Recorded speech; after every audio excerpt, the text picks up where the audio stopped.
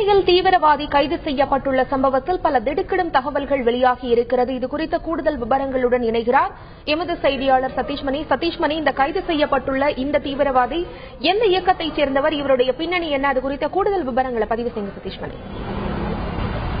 அதாவது கந்தர்வதாஸ் என்பவரை அண்ணாநகர் போலீசார் நேற்று இரவு கைது செய்திருக்கிறார். இவர் எந்தனா குளோபல் கூச் பிகார் லிபரேஷன், அதாவது மேற்கு வங்காளம் மற்றும் அஸ்ஸாம் இடைப்பட்ட ஒரு பகுதியில் உள்ள தொடங்கப்பட்ட ஒரு தீவிரவாத அமைப்பு என கூறப்படுகிறது. இந்த அமைப்பில் தலைவர் உட்பட உள்ளிட்டவர்கள் 4 பேர்களை கடந்த வருடம் 7வது மாதம் பீகார், அதாவது கல்கத்தா போலீசார் கைது செய்திருக்கிறார்கள். மேலும் அதில் முக்கியமான 2வது குற்றவாளி கந்தர்வதாஸ். இந்த கந்தர்வதாஸ் தான் சென்னையில் கடந்த 3-4 மாதங்களுக்கு மேலாக சென்னை நெல்சன் மாணிக்கம் ரோட்டில் உள்ள ஒரு தனியார் மருத்துவமனையில் வேலை பார்த்து வந்திருக்கிறார். இந்த மருத்துவமனையில் ஓய்வு பெற்ற உதவி ஆணையர் ஒருவர் அங்கு பாதுகாப்பு அதிகாரியாக வேலை பார்த்து வந்திருக்கிறார். அவர்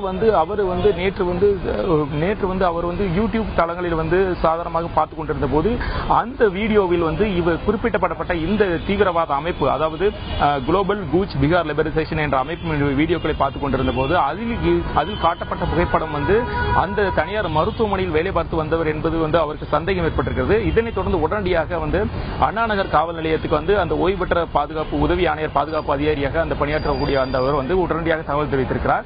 அந்த தகவலின் அடிப்படையில் கந்தர்வதாஸை தற்பொழுது அண்ணாநகர் காவல் நிலையத்தை வைத்து தீவிர விசாரணை நடத்தி வருகின்றன. இந்த அமைப்பானது பீகார், அதாவது பெஹார் எனும், அதாவது மேற்கு வங்காளம் மற்றும் அஸ்ஸாம் மாநிலத்துக்கு இடைப்பட்ட ஒரு பகுதியில் பெஹார் அடிப்படை தீவிரவாத அமைப்பு என தொடங்கப்பட்டிருக்கிறது. இவர்கள் தனி பெஹார் வேண்டும் என்ற ஒரு குறிக்கோளுடன் கடந்த 2006ஆம் ஆண்டிலிருந்து செயல்பட்டு வந்துள்ளதும் தெரிய வந்துள்ளது. இவர்கள் தங்கியிருந்த இந்த பகுதியில் இந்த மருத்துவமனை, அதாவது தனியார் மருத்துவமனை கடந்த ஜனவரி மாதம் துவங்கப்பட்டது. இதனுடைய சிறப்பு அழைப்பு விருந்தினராக இன்னும் ஒரு வார காலத்துக்குள் துணை குடியரசுத் தலைவர் திரு வெங்கையா நாயுடு அழைக்கப்பட இருந்ததாகவும் ஒரு தகவல் வெளியாகியிருக்கிறது.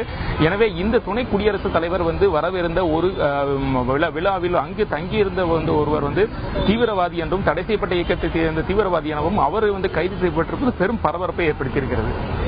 உங்கள் தகவல்களுக்கு நன்றி சதீஷ்மணி.